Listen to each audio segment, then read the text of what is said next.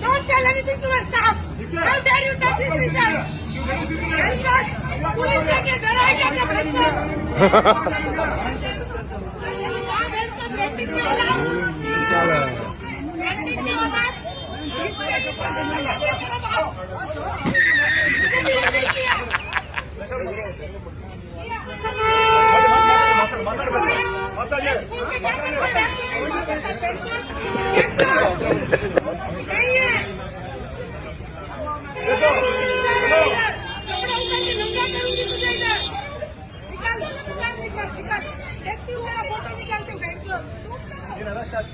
First ಈ ತರ ಮಾತಾಡೋದು ತಪ್ಪ ಹೇಳ್ತೀನಿ.